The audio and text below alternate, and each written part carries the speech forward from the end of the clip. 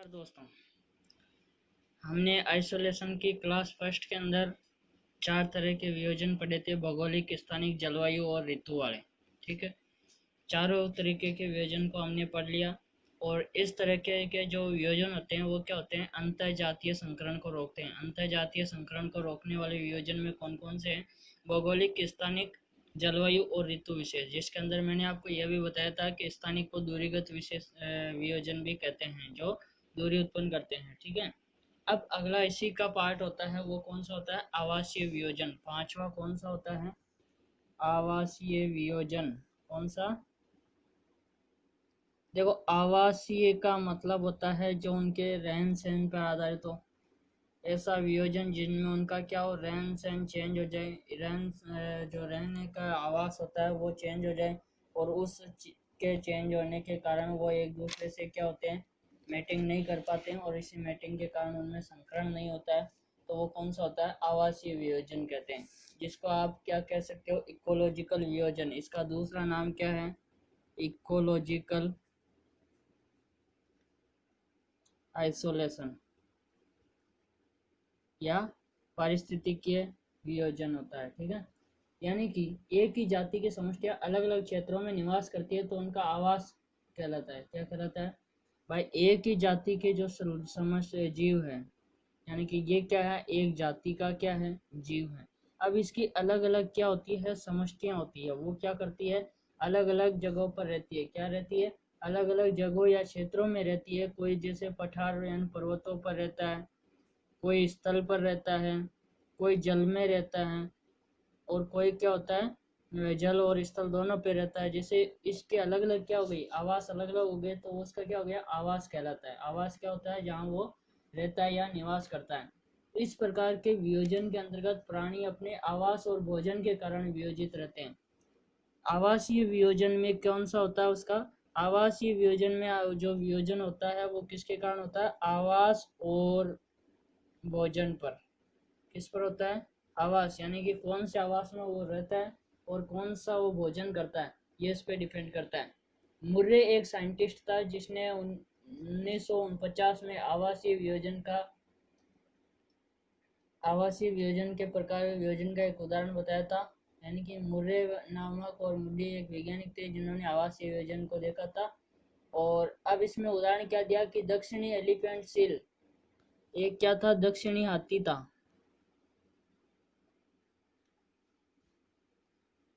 Elephant दक्षिणी हाथी कौन सा था? मिरुंगा लियोनिना, जो क्या आता है, न्यूजीलैंड में पाया जाता है।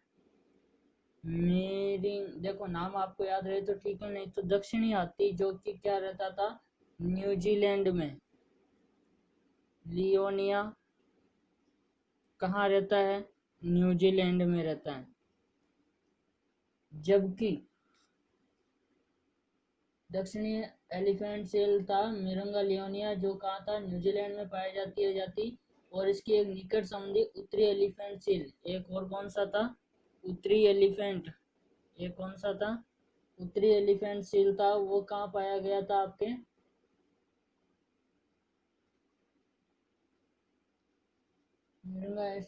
उत्तरी ये पाया गया था उत्तरी अमेरिका में। अब देखो, इनकी जाति तो क्या है? एक है। क्या है? एलिफेंट। एलिफेंट जाति के थे, लेकिन ये दोनों कहाँ पाए जाते थे? अलग अलग जगह पर पाए जाते थे। ये दोनों अनेक समानताएं रखते हैं, लेकिन दोनों समष्टियां 3000 मील में फैले गर्म और उष्ण कटिबंधीय समुद्र से पृथक थे। अब ये समष्टि और इस समष्टि, इन दोनों के घरों के बीच में क्या था? 3000 मील एक क्या था? समुद्र था। तो इसके कारण इनमें क्या हो गया? वियोजन हो गया था। अतः दो आनुवंशिक विनिमय करने में असमर्थ थे। कहते आनुवंशिक जो वियोजन करते थे, जो उनके लक्षण वगैरह, जो संकरण वगैरह, ये नहीं कर सकते थे। एक और उदाहरण है, टेस्टिकल बेक मछली की दो पारिस्थितिकीय जातियों में वियोजन मिलता था। एक जाति लवणीय जल में, दूसरी जाति समुद्र में रहती थी। ठीक है, परंतु वसंत और ग्रीष्म ऋतु में बेला संगम में आ जाती है। समुद्र की जल की सतह और पेंदे में रहने वाली मछलियों में भी इस प्रकार का वियोजन पाया जाता है। यानी कुछ मछलियां क्या होती है? समुद्र के जल की सतह पर रहती है, और कुछ क्या होती है? पेंदे पर पाई जाती है। तो उनमें भी क्या होता है? वियोजन हो जाता है। क्या होता है? वियोजन होता है। तो इस तरह से हमने आवासीय वियोजन पढ़ा। छठा वियोजन आपके आता है कौन सा? व्यवहारिक वियोजन। कौन सा? व्यवहारिक वियोजन। सब आपके नाम के आधार पर ही है। व्यवहारिक वियोजन क्या होता है?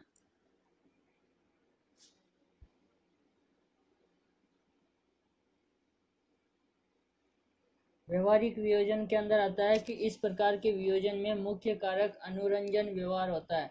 यानी कि मुख्य कारक क्या होता है? अनुरंजन व्यवहार होता है। अनुरंजन व्यवहार उन क्रियाओं का सामूहिक स्वरूप होता है जो संगम से पूर्व नर और मादा द्वारा प्रदर्शित की जाती है। यानी कि क्या होता है? संगम यानी कि जब उनमें मैटिंग होती है या फिर जो संकरण होता है उससे पहले नर और मादा द्वारा प्रदर्शित की जाने वाली क्रियाएं होती है उनको क्या कहते हैं? अनुरंजन व्यवहार। व्यवहारिक जो वियोजन होता है उसमें मुख्य कारक क्या होता है? मेन फैक्टर क्या होता है? मुख्य कारक होता है अनुरंजन व्यवहार।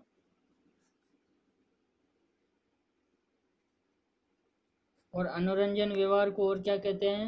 अनुरंजन व्यवहार क्या होता है? जो संगम से पहले नर और मादा द्वारा प्रदर्शित किए जाते हैं।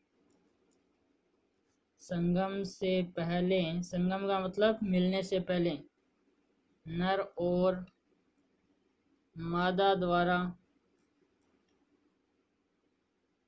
प्रदर्शित किए जाते हैं उनको क्या कहते हैं? अनुरंजन व्यवहार कहते हैं। ठीक है। प्रत्येक जाति के प्राणियों में संगम से पहले अनेक विशिष्ट अनुरंजन क्रिया होती है। यदि इन क्रियाओं में थोड़ा भी अंतर आ जाता है तो उनमें संगम नहीं होता है। देखो, जब भी वो मेटिंग करते हैं तो उनके अंदर बहुत सारी क्रियाएं होती है, तो उन क्रियाओं में अगर थोड़ा बहुत ही अंतर होता है तो उनमें क्या होता है? मेटिंग नहीं हो पाता है। तो इस व्यवहार के कारण प्राणी जननिक रूप से क्या हो जाते हैं? वियोजित हो जाते हैं। किस व्यवहार के कारण? जब उनमें ये क्रियाएं प्रदर्शित नहीं होती, अनुरंजन व्यवहार उत्पन्न नहीं होता है, तो वो क्या संगम नहीं कर पाते, और संगम नहीं कर पाएंगे तो मीटिंग भी नहीं होगी, और मीटिंग से क्या होगा? उनमें क्या, जब मीटिंग नहीं होती है तो क्या हो जाता है? वियोजन हो जाता है। ठीक है। संगम के लिए जाति पहचान के लक्षणों तीन समूह में बांटा गया, एकल और सामूहिक रूप से कार्य करते हैं। अब देखो, संगम के लिए जाति वगैरह बताया गया है, लेकिन इसके अंदर अपन को इतना ज्यादा देखने की जरूरत नहीं है। अब आता है बल करत वियोजन। कौन सा?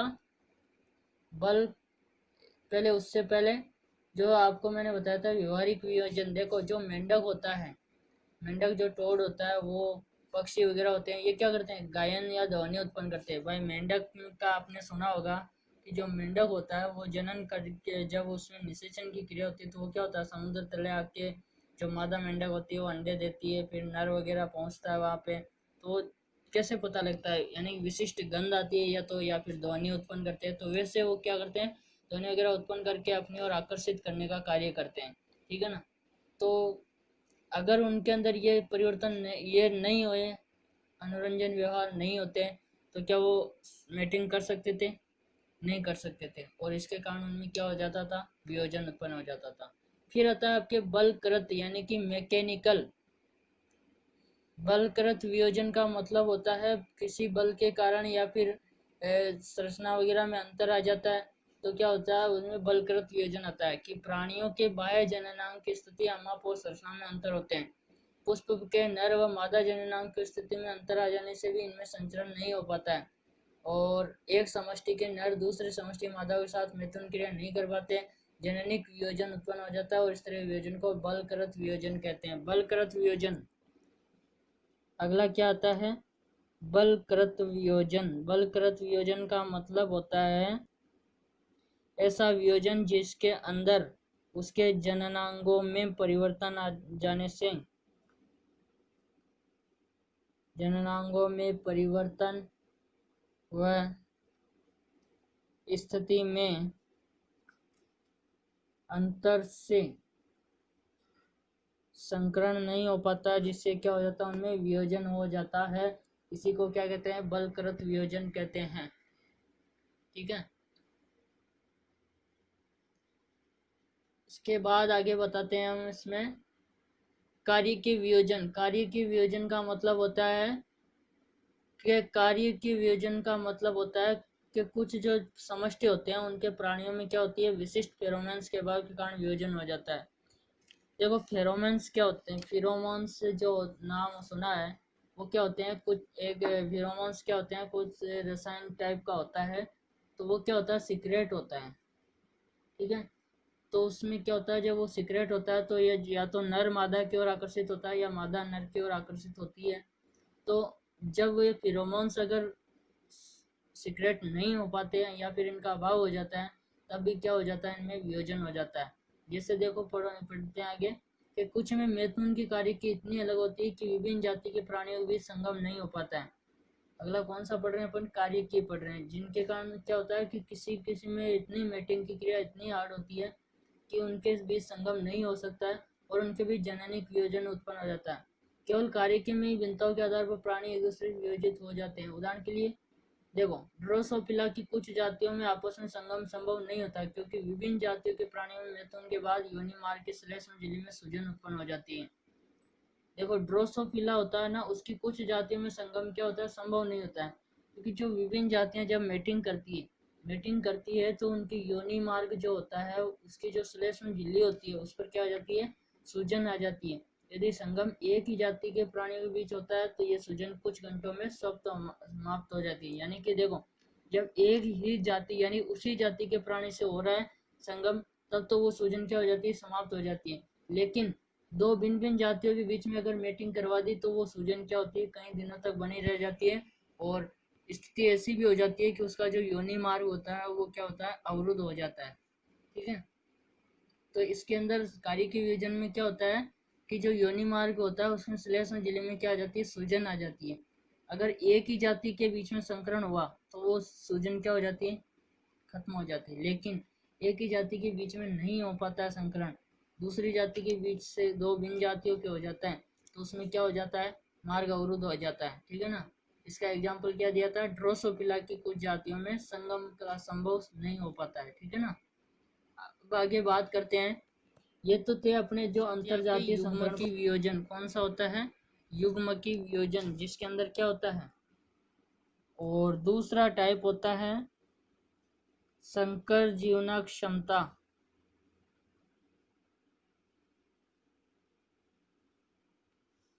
और तीसरा इसका होता है संकर बद्धता।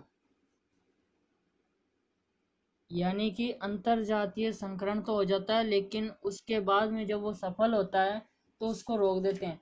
उसमें पहला आपके मैंने बताया था कौन सा, युग्मकी वियोजन, जिसके अंदर क्या होता है, देखो युग्मक कौन कौन से होते हैं।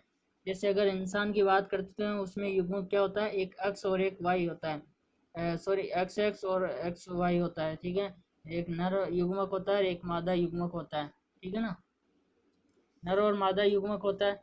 ठीक है, इसी तरह देखो, एक जाति के सदस्यों में यदि संगम हो जाता है तो कभी कभी युग्मकों में निषेचन नहीं होता। युग्मिकीय विभाजन का मतलब होता है युग्मक तो बन जाते हैं लेकिन युग्मकों में क्या होता है, निषेचन नहीं होता है। और निषेचन नहीं होता है तो इसका मतलब क्या होता है, युग्मनज नहीं बनता है और जो युग्मक होते हैं वो पहले ही मर जाते हैं और एक दूसरे से क्या होते हैं, वियोजित हो जाते हैं। तो युग्मक की वियोजन क्या होता है, ऐसा वियोजन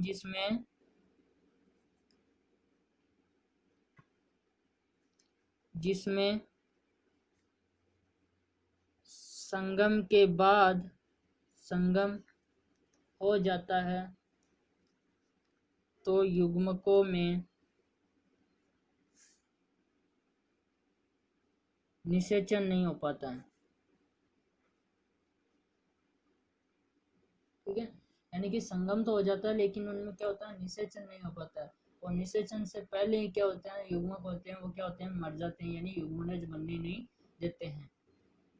शुक्राणु मादा के जनन मार्ग में विषम प्रतिजनों के प्रभाव से मर जाते हैं, अतः निषेचन संभव नहीं होता है। जिनमें आंतरिक निषेचन होता है उनमें क्या होता है, शुक्राणु जो होते हैं मादा के जनन में क्या होते हैं, विषम प्रतिजनों के प्रभाव में मर जाते हैं, निषेचन संभव नहीं होता है। इसी तरह बाह्य निषेचन में भी शुक्राणु किसी अन्य जाति के अंडे में प्रवेश नहीं कर पाते हैं, शुक्राणु और अंडाणु दोनों मर जाते हैं। इसका तो इसमें एग्जाम्पल दिया था पैटरसन ड्रोसोफिला का। पैटरसन ड्रोसोफिला क्या थी, पैटरसन जो ड्रोसोफिला थी वो क्या थी, विभिन्न जातियों के प्राणियों के मध्य गर्भाधान कराया तो उनमें देखा कि मादाओं के शुक्रदानों में शुक्राणुओं की गतिशीलता समाप्त हो जाती है। यानी कि जब मादा के अंदर शुक्राणु जाता है तो वहाँ शुक्राणु की जो गतिशीलता होती है वो समाप्त हो जाती है और निषेचन नहीं हो पाता है। ठीक है ना, इसलिए क्या होता है, जब उसको दूसरे विभिन्न जाति से करवाते हैं तब ये समाप्त होती है, लेकिन उसी जाति के अगर से करवाया जाए मेटिंग तो उसके अंदर क्या होता है, उसकी गतिशीलता वो अधिक समय तक बनी रहती है।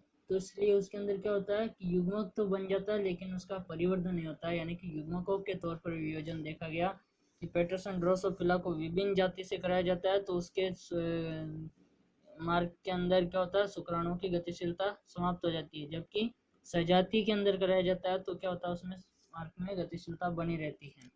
दूसरा पॉइंट है संकर जीवना क्षमता, यानी कि जो विभिन्न जाति के प्राणियों बीच निषेचन होता ही नहीं है, परंतु कुछ जो जातियां होती है वो क्या करती है, अंडे से विकसित संकर प्राणी जीवनक्षम होते हैं। यानी कि देखो कभी कभी क्या होता है, विभिन्न जातियों प्राणियों बीच में क्या होता है, निषेचन नहीं होता है, तो उनमें क्या होता है, इंजेक्शन दिया जाता है या अंडे से बाहर ही जो अंडे होते हैं वो विकसित करवा के और उनको क्या कर देते हैं, जीवनक्षम कर देते हैं। संकर प्राणियों में जीवनाक्षमता का विकास लैंगिक परिवर्तन पूर्वक कभी भी हो सकता है। इसके अंदर क्या होता है कि जैसे कि मछली होती है उसमें क्या होता है, बाह्य निषेचन होता है, तो एक बार जल में अनेक जाति की मछलियों के अंडे और शुक्राणु विसर्जित होते हैं। देखो मछली क्या होती है, बाह्य निषेचन, एग्जाम्पल पे समझ लो इसको। तो ये जल होता है, जल के अंदर क्या होते हैं, बहुत सारी मछलियों के अंडे वगैरह और शुक्राणु विसर्जित होते हैं, तो कभी कभी क्या होते हैं, दो विभिन्न जाति के अंडाणु में ये शुक्राणु प्रवेश कर जाते हैं, यानी कि एक तो इस मछली के अंडाणु में किसी और मछली के अंडाणु में क्या होते हैं, शुक्राणु क्या होते हैं, प्रवेश कर जाते हैं। तो विकास के लिए प्रेरित करते हैं कौन, शुक्राणु प्रवेश कर अंडे को विकास के लिए प्रवेश करते हैं, लेकिन ये अंडा क्या होता है, कुछ विकास की अवस्थाएं प्रदर्शित करता है, क्या करता है, कुछ विकास की अवस्थाएं प्रदर्शित करता है, और तब क्या होता है, कुछ अवस्थाएं प्रदर्शित करता है और बाद में ये क्या होता है, गुणसूत्रों के अभाव में क्या होता है, मर जाता है। जिसे भेड़ और बकरी के बीच में संकरण कराया जाए तो पाया गया कि देखने में कि संकर भ्रूण सामान्य दिखाई देता है, परंतु ये पूर्ण रूप से विकसित होने से पहले मर जाता है। भाई भेड़ और बकरी के बीच में जनन कराया जाए तो क्या भेड़ का बच्चा हो सकता है, बकरी के नहीं होता है, तो वो क्या होता है, अंदर तो सेम उसकी प्रोसेस वही होती है, लेकिन बाहर जब वो निकलता है तो वो जनन से पहले क्या होता है, मर जाता है। तीसरा पॉइंट आपके आता है संकर बंध्यता। देखो पहले जो 8 पढ़े थे वो तो क्या थे कि संकरण को रोकने के लिए थे, अब इसके अंदर क्या होता है, संकरण हो जाता है तो किसको रोक कैसे रोक सकते हैं वो बताया गया। संकर बंध्यता का मतलब होता है कि यदि संतान उत्पन्न हो जाती है और जननिक रूप से वियोजित रहती है, यानी कि संकरण के बाद में संतान भी उत्पन्न हो जाती है लेकिन वो जननिक रूप से क्या होती है, वियोजित होती है, यानी कि संतानें क्या होगी, इसके अंदर बंध्य होगी, क्या होगी, बंध्य, यानी कि संकरण होगा, संतान भी उत्पन्न होगी लेकिन वो जननिक रूप से क्या होगी, वियोजन होगी। क्यों, क्योंकि उनके होने वाली जो संतान है वो क्या करेगी, वियोजन हो जाएगा उनमें और वो क्या होगी, बंध्य होगी, और बंध्य होने के कारण वो क्या होंगे, जननक्षम होंगे, यानी जनन नहीं कर सकते हैं, और संकरण के फलस्वरूप उत्पन्न जेनी संयोग आगे संतति में प्रसारित नहीं कर पाते हैं। ऐसा उदाहरण देखो कहाँ देखा गया कि घोड़े और गधे के बीच में संकरण करवाया तो क्या हुआ, खच्चर हुए। ये घोड़ा और ये गधा, इन दोनों के बीच में जब संकरण होता है तो क्या होता है, खच्चर होता है, क्या होता है, खच्चर। तीसरी संतान भी उत्पन्न होती है, लेकिन क्या खच्चर क्या कभी जनन करता है, खच्चर कभी भी जनन नहीं करता है, खच्चर क्या होते हैं, बंध्य होते हैं। घोड़े और गधे के बीच में संकरण कराया तो खच्चर हुआ, जो क्या होते हैं, बंध्य होते हैं, ठीक है।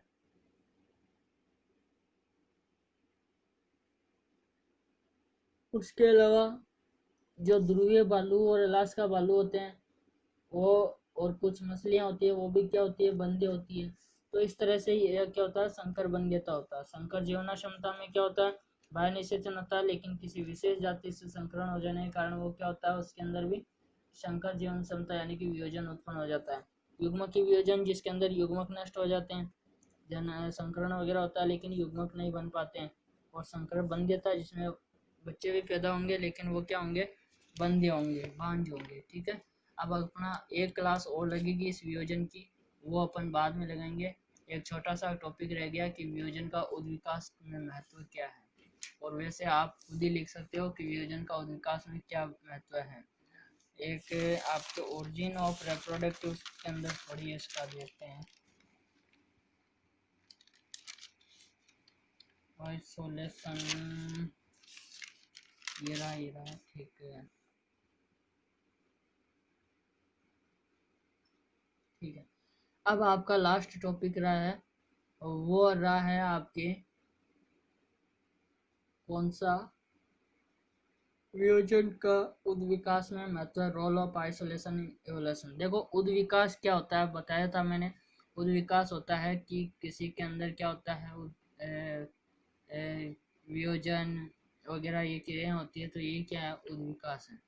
अब देखो किसी जाति का विकास कैसे होता है, उसके अंदर ये जो वियोजन होता है क्या उसका कुछ होता है क्या, तो उसके बारे में इस चैप्टर में बताया गया कि एक जाति के सभी सदस्यों का वितरण समान और लगातार नहीं होता है, छोटे छोटे समूह में होते हैं। एक जाति के छोटे छोटे उप समूह जो एक दूसरे से काफी दूर होते हैं, ठीक है ना, वे स्थानिक जाति समूह कहलाते हैं। देखो वे स्थानिक जाति समूह क्या होते हैं, एक विस्थानिक होता है, एक समस्थानिक होता है। यानी एक जाति होती है, उसमें क्या होते हैं, छोटे छोटे समूह होते हैं, और ये छोटे छोटे समूह क्या होते हैं, दूर दूर स्थित होते हैं। तो इसका मतलब क्या हुआ, ये विस्थानिक होता है। और इन समूह में दूरी के कारण आपस में प्रजनन नहीं होता है, और कुछ जीन रूपांतरण उत्पन्न हो जाते हैं, और यही रूपांतरण क्या होते हैं, विचलन उत्पन्न कर देते हैं, ठीक है ना, या वियोजन हो जाता है, और इनमें क्या होता है, नई जातियां उत्पन्न हो जाती है। देखो इसमें एक दो ही चीजें देखनी है आपको, यानी कि उद्विकास का जो जनन काल या फिर जीवन में महत्व होता है वो क्या होता है, एक तो विस्थानिक। विस्थानिक का मतलब मैंने बताया कि जो जातियां होती है वो क्या हो जाती है, कोई जाति ये क्या हुई, छोटे छोटे समूह के अंदर बटी। छोटे छोटे समूह के अंदर बटने के बाद में क्या हुआ, इनमें क्या होता है, वियोजन होता है, यानी कि संकरण नहीं कर पाते हैं, और संकरण नहीं कर पाने के कारण इनमें क्या होता है, वियोजन हो जाता है। और ये वियोजन के बाद में ये क्या देते हैं, नई जातियां विकसित कर देते हैं। क्या करते हैं, नई जातियां विकसित कर देते हैं। दूसरा होता है समस्थानिक। एक ही जाति के सदस्य जो एक आवासीय क्षेत्र में रहते हैं वो समस्थानिक जाति होती है। यानी एक ही जाति के सदस्य जो एक ही आवासीय क्षेत्र में रहते हैं वो होते हैं समस्थानिक होते हैं, ठीक है ना। कि भौगोलिक रोधिकाओं के बिना भी समस्थानिक जाति में जननिक वियोजन हो जाता है, जाते हुए इस प्रकार जननिक रूप से वियोजित जातियों में इनमें भी क्या होता है, भौगोलिक रोधिकाएं, ताप दाब, इनसे क्या होता है, जननिक वियोजन हो जाता है। अब आपका मोस्ट इम्पोर्टेंट क्वेश्चन क्या है इस चैप्टर से रिलेटेड, या तो आएगा आपके वियोजन को समझाइए।